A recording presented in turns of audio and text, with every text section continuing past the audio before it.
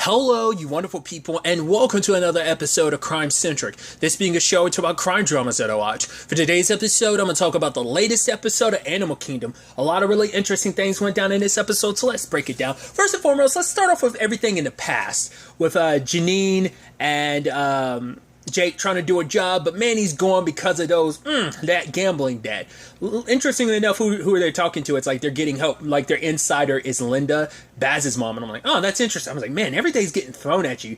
Jake's there. Side note, I didn't realize that none of them knew about who Jake really is in comparison. Because later on they're going through the files, which I'll talk about later on. It's like, oh yeah, there's that Jake guy. It's like, oh, so that hasn't been filled in about who he really is to them in relation to them and to the so I guess not, but it's interesting because it's right, you got Jake, you got Billy, and now we got Pete, and we've also got Baz's mom and kind of Baz in turn. So I'm like, man, that's so interesting. But basically, they go and check on Manny, and he's had the ever-living shit beat out of him because he owes Pete some money. And I was considering the time frame. I'm like, it can't be Pete. The Pete we know has got to be Pete Jr. Turns out he is. But I thought it was so interesting that Jake's the one that's like, no, I'm not going anywhere. I'm not going to leave him like this.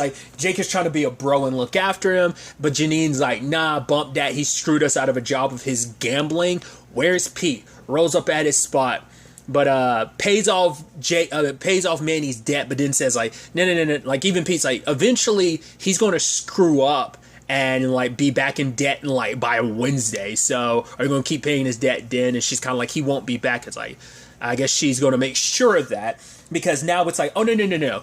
Later on, she makes it pretty clear. No. You don't owe Pete anymore. It's don't worry, baby. I know you'll pay me back. And Manny's got this look like he was scared. It seemed like he was more scared of Janine than he was of Pete, because it's almost like the moment she put on that sweet voice. And once again, the whole baby thing, the moment she said, oh, baby, come eat, baby. I'm like, oh, that's how she talks to the kids. That, we've come to know that baby, when she says baby, we've come to know that so well. So I'm like, that's weird that but it's almost that kind of almost this motherly rage that she has underneath, but it's just her being calm, cool, and collected. But there's a tinge to it that even Pete's almost what the hell? Even Jake just kind of shrugging his shoulders yeah, she paid it off. So it's not Pete that you owe anymore, it's her. And Janine ain't going to let you off easy. So it's going to be no, you'll pay me back, in the sense of probably you're going to work it off.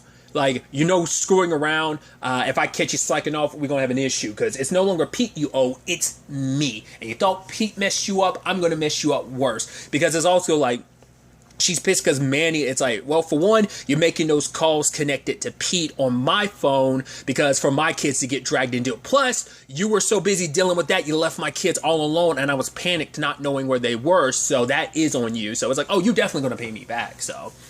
She also started her relationship with Pete being yo, so what do you want? And she's like, what can you get for me, type of thing. So we see where that relationship started and eventually carries over to Pete Jr. The family has long ties with each other, so that's kind of fascinating. It's going to be interesting to see how that ultimately ends up playing out, what that means for Manny in the long run. I mean, well, we know where Manny's story is present day, obviously being dead and everything, but beyond that, there's still a lot of gaps that could be filled in that's connected to this. I'm sure it's going to be weird, wait, you're working with the guy that beat the ever-living crap out of me? It's yeah, you have no room to complain. I paid for your debt, so now that debt comes over to me. I'm able to do business with whoever I want to. You need to shut up and accept it, because I paid off your debt. You owe me, so... think of this as part of your payment plan type of thing. So we'll see how things kind of go from there. But present day, in the aftermath of last episode, it's a kind of this awkward thing of right, we're cool. Yeah, everybody's cool. Jay and Darren talking like it's nothing. It's yo, so yeah, we got to do something about the money situation. It's yeah, that's why Smurf gave us all an allowance to make it all look above board. So we got to put money through the right things. We got to find something better to launder our money through to make it look more legitimate. That way it doesn't look, if we get too much money spending around in places, it's going to look suspicious. So we got to doll it up Smurf did. And Darren's yeah, you don't have to just fill me in afterwards. You don't have to give me the blah, blah, blah. I don't have to be there every step of the way like I was before. It's no, we're good. And it's kind of awkward. And it's okay, cool. I'm Yeah, that beautiful kind of like, nah, like we duked it out. We kind of got our anger, what was there underneath the surface. It finally came out, blew up. We punched it out, and we're good. That's what family does. So yeah, Pope also redecorating his entire room because he's getting rid of everything related to Smurf because she was triggers for him. But it's also like, right, I can't be holding on to my mom the entire time. Got to finally let her go. So he's replacing everything. And it seems like he is in a better place overall, energy and stuff wise. Like I don't know, just in general in the episode, he just seemed like he was more like. And it seemed like he's a little bit like the old Pope, but also kind of like new air, breath of fresh air was kind of like breathed into. New life was breathed into him to a certain extent after the whole Cassandra thing, because it turns out like she sent him a card, and even Jay was like, "Yo, what's this card about?" It's like, "Oh yeah, that was a woman, a friend. I helped her and her son move," so there's that. Obviously continuing the relationship with that cop dude. Initially it's like, right, we're gonna pay you $1,000 grand. He's like, yeah, I'm worth more than that. It's like, that's what your predecessor got. And he's like, yeah, that should be an example of like he didn't do the best job and he was getting paid that much, so he wants more. He wants 2,000. It's like, all right, we'll give you 1,500 for now, because it's like he ends up giving them the case files and stuff, which we'll get to later. But also he's like, right, I know the DEA is sniffing around. Don't you want to know, like, when, because it's like, right, someone's sending Adrian money. Stop sending money to Indonesia to Adrian, because he's just shopping it around to different judges, waiting for a warrant. And don't you want to know if that warrant comes, because that way you get to clean house before, he brings down fire on you. So, but Darren ends up visiting, because I was under the impression it was Darren. It's not. It's Adrian's sister. Maybe they had brought that up previously, but I just didn't remember that. But he tells Adrian's sister to stop, and she's like, right, I'm doing it through these different people, but he's just like, don't do that, because the DEA is going to come after you for it. But for her, it's like, what do you expect me to do? Like, you gave my brother money, and what do you think he was going to learn Indonesian, that he was going to like start everything over there? Like, what did you think? And he was like, I gave him enough money to kind of start a new life there, but it's like beyond that, like everything's on Adrian. Even saying like it's his fault, I didn't get him mixed up in that drug stuff, which to be fair, he didn't. Adrian kind of got mixed up on that in his own, but it's like Adrian wouldn't have been in that criminal world if he wasn't dating you, so it still kind of falls back on Darren. He feels guilty anyway because he legitimately loved Adrian, and he feels bad about how things played out, because especially because they were going to run away together, but then last minute I'm like, right, I got to stay for my family. And it's kind of like, for a while now he's been feeling like, was it even worth it, in the aftermath of like, was it worth it staying for my family? But I couldn't leave them behind, because despite my issues with them, family's family, and despite how much he feels about Adrian, Adrian isn't family. But it is sad he's been taken away from his family. And even Adrian's sister being like, he loved you, he trusted you, but that's over. And she bounces. So we'll see whether or not she stops. She might not. Because even Darren's like, because it's also like she's issue. Because if she goes down, eventually that might trail back to them. Because it might turn into a thing of she might rat on Darren's into Cody's just to kind of save her own ass in that situation. So Darren didn't bring it up, but I'm assuming that's more so why. He tried to make it seem like it was more about her. Like, right, the DEA will like rain down upon you and you will get arrested. They will trail it back to you eventually. I think they ultimately will, and she will get arrested. But like I said, I think Living Good is going to pressure her into like turning on the Codys, in particular Darren, because he wants Darren so bad. So we'll see how that kind of plays out. But in the aftermath of it, Darren is still dealing with the fact of like, right, I recognize, the DEA, Living Good, like, this is on me. If I had taken care of Adrian, and then Pope is like, nah, man, that's not, you don't talk like that. Because I'm sure for him, it's like, that's mom talking. That's not you at all. Because also, I think Pope's coming at it from a perspective of, like, none of us should have, like, that shouldn't be our immediate mentality when it comes to just getting rid of someone we love. It shouldn't be that easy. It shouldn't just be like, man, I wish I had killed that person I love, because it's like, no, like, we shouldn't have to be like that. But you know why we're like that? Because mom, me in particular, I was the one that handled the wet work for mom. Like, I've been her little soldier, like, ever since I was a little kid. So I think a lot of that is kind of what Pope is kind of dealing with, and he doesn't want his brother, like, it's like, no, man, like, I get it. This is someone you loved. I'm not going to, like, make you feel guilty about not killing someone that you love, So that was interesting. Since I did bring it up earlier, they did look through the files. I thought was interesting, though, is Pope kept poking into Baz's file, and I'm like, it's so interesting you bring that up after, like, all these seasons. I mean, like, because Pope, do correct me if I'm wrong, Pope is the only one that knows that Smurf is the one that, like, had Baz killed, right? I'm trying to remember. Like I said, a lot of the earlier seasons are a blur to me, but I know it was Mia that pulled the trigger. I definitely remember that. So, I mean, his killer got her, what's hers. She got popped by Jay, but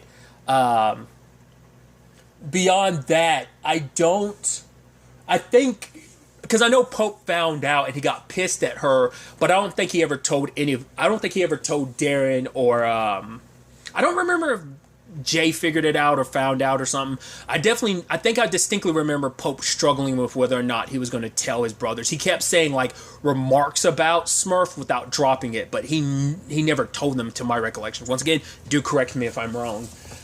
So I'm wondering, is that going to come up again? Because I was like, why after all this time?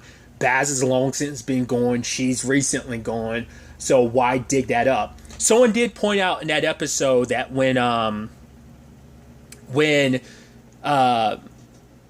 he was looking at Cassandra and he was high and he was like, oh, I'm so sorry. Like, I kept being like, who was he talking to? Was he talking to, like, to his sister? Was like, that's who I immediately thought he was talking to, Julia. But someone had suggested it was Lena's mom, you know, and I was like, oh, okay. So I was like, if that's the case, because it's like, right, he failed on that department. It's like, right, I was supposed to kind of look after her. I didn't. So she's with a better family now, but we haven't checked in on that in a long, long time. So I'm curious, is that going to correlate? Is looking into Baz's file is because maybe he's trying to, like, see, like, if there's anything hinting that Smurf had anything to do with it, or whether the cops think Smurf had anything to do with it, because he's trying to hide that from his brothers, like, so they still don't know, or maybe it has some relation to him, like, still not knowing who pulled the trigger, and that he's just trying to, like, hopefully give her some solace or something. That's what my immediate thought was. I don't know.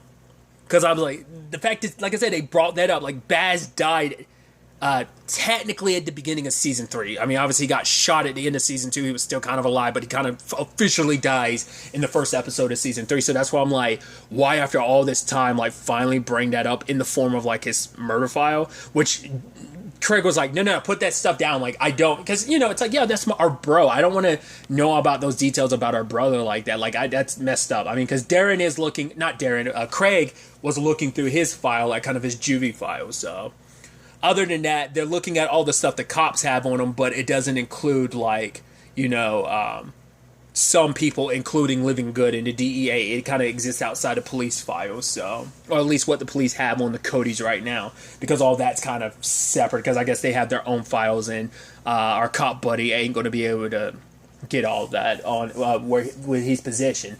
But Pope does play, like, the intimidating role when he comes to visit him. And it's like, he's like, I want to know, like, why you want to work with us. He's like, yeah, because I don't get paid enough. He's like, there's simpler ways to make money. He's like, what? I need to work a different job, like security, like after. He's like, nah, I'm not about that. But it's like, it is super suspicious because most people wouldn't immediately run and jump to some criminal stuff. Like, especially as a cop, it's like, I guess on some level you think, like, being a young buck that you might come in and think like, oh, I'm going to do things different. I'm going to turn things upside down. Maybe he's just super jaded and just like, nah, fuck that. The system sucks. I signed up to be a cop, but I'm not so naive to know that I'm going to, like, turn the world up right side up again. It's just like, nah, I'm going to get what's mine by whatever means necessary. So Pope is definitely suspicious because, like, why are you so all about this? Like, why you want to get involved in our family? It does seem like that is 100% on purpose. It's just kind of like, I don't know, man. He's basically like, hey, man, trust me, I can be useful to it. I'll never lead you astray. So we'll see whether there's going to be a big twist with that dude or not. So, because someone had I think it was something related to that cop. It was a couple episodes back. I want to say someone pointed something out, but I just don't remember what it was. I'm going to have to look back through it. I think someone mentioned something. Maybe it was related to him. Maybe it was related to something else. There was something I couldn't remember. Someone had pointed something out to me, and I didn't understand it at the time. I have to go back and reread the comment to be like, what was that saying again? It might have been related to him. Maybe it was something else. It might have been related to that cop. Like I said, it's been a while, so I just don't remember. So there's all of that. Jay ends up meeting with Pamela's granddaughter. It's like, cool, here's the money we owe you, but also like we like your services as kind of an advisor slash attorney, while also giving us a criminal attorney. Which she's like, well, I do legit stuff, and he's like, really? Even for your grandma? She's like, yeah, that's the way my grandma raised me, not to be a part of the family business. It seemed like Pamela wanted her kind of outside of things and not her to be just legit. So, which is interesting considering like Smurf dragged everyone into this, like every one of her kids. Even her grandson got mixed up into this world. So if Lena was around long enough and old enough, she probably would have eventually got mixed up in this. That would have eventually become her legacy as well. It's the Cody's legacy as a whole. It started with her and it would have fallen to the next generation, like Jay and eventually Lena, if things kind of played out that way. But regardless, I went on a whole tangent. There was a whole conversation about I forgot what Jay made some comment, and she was like, "No, I'm just joking." And he was like, "Can you do it?" She's like, "Do you ever smile or whatever?" And can I ask you one question? He's like, "What?" She's like, "Do you ever smile?" And he smiles. I'm like, "All right." I figured that those two would potentially hit it off. That's probably going to turn into a compromising, complicated situation. We'll see. I mean, that family already, the Johnson family and the Cody family already run deep anyway. So what's some even deeper ties in that regard? But yeah. It seemed like they might be setting that up. But other than that, Darren continues his adversary-ness with that other bar that's kind of stealing business. So they end up stealing business from them. That home dude and his two goons come with him to roll up on the spot. What I love is that it wasn't just Darren and Craig kicking ass. Like, everyone else in the bar, like the dude behind the bar, you can see him smash a bottle across somebody's head. Another person's in the bar, grabs a board, hands it to Darren. It's like the entire, like a lot of people in the bar work together to whoop some ass in that. It's like, oh man, great party, dude. And ends up leaving. It's like, yeah, that's probably going to come back to bite you in the ass in some shape or form. But for now, it's like, cool. We showed them what's what. It's like, God, you guys are such hipsters. It's like, yeah, L.A., like, it's because he's from L.A., and it's like, yeah, he could be kind of a cool dude, but you guys are so like, nah, this is our town, and things have been a certain way. We're going to keep it a certain way. We're not going to let you hipster douchebags from L.A. come in and run things. It's like, nah, bump that. Silicon Valley, stay the hell out our spot. That type of vibe, So I don't know. It's definitely going to be interesting. But kind of along those lines, specifically related to all of that, is because of that, Craig ended up finding out that Ren's still doing her thing, and he's not too happy about it, which for him, it's like, I do what I do to put bread on the table so that you don't have to do what you do. Like, I don't want you mixed up in drugs. I asked you not to do that. She's like, but I want to make my own money, because him making all the money make her reliant on him. Because for one, it's like, right, I'm good at what I do, and I don't want that be taken away from me. You wouldn't want anyone taking away what you do from you. So like for her, it's like, right, I don't have an opportunity to really live because you're trying to take drugs away from me. Me getting mixed up in your business, you don't want me mixed up in that either. So like, what am I supposed to do? Just, you want me to get a regular 9-to-5? Like, will you get a regular 9-to-5? No, because you would be bored to death and you expect me to fall to that. But once again, he's coming from the perspective of, every boy needs his mom. And so me going to jail is one thing, but he needs you around, and if you keep up with this essential fuck shit, this criminal activity as his mom,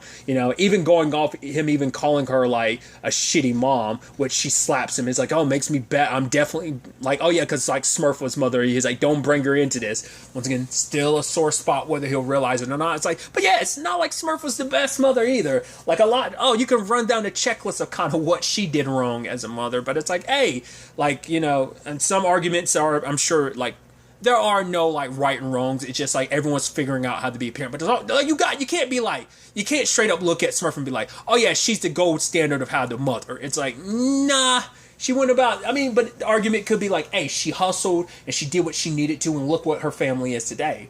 A bunch of criminals. So that's the whole thing of like, yeah, I'm besmirching Smurf, but truth be told is I respect Smurf and her hustle, because once again, I'm always rooting for the bad guy. Sadly, she wasn't able to kind of get away with everything. Like, sadly, her story played out the way it did, despite the decades of crime she's been committed and legacy she built, not just for herself, but for her family, and gained the reputation she gained. Because, Smurf's name held a lot of weight, still kind of does, but, that's why I think the Codys are forever, they'll all four of them will always be in her shadow to some extent. But Ren did up and leave with Nick after everything, and even Craig's like, yeah, you didn't see the look in her eye, man. She's probably not coming back, so it's definitely going to be interesting to see how that plays out.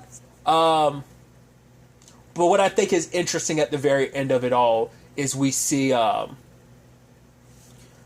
Pope on that, half pipe, because Craig had brought it up. He's like, oh, yeah, you remember when, Pope was smaller and used to, when he was younger and used to skate, he'd kind of go back and forth, and he'd keep going and never let anyone on until he decided he was done. So I guess that's him kind of coming back, I guess that's him trying to clear his mind, or maybe it's just him trying to, get back in the flow of things, of him just kind of, in his own therapeutic way, letting go. Maybe that's what that's supposed to be. Or maybe that's a sign of him struggling, that he's trying to let go and move on too quickly, and that maybe he's going to have an even bigger fall at the aftermath of all of this. We'll ultimately have to wait and see where things kind of play out. I think it's interesting, like I said, Pete's relationship.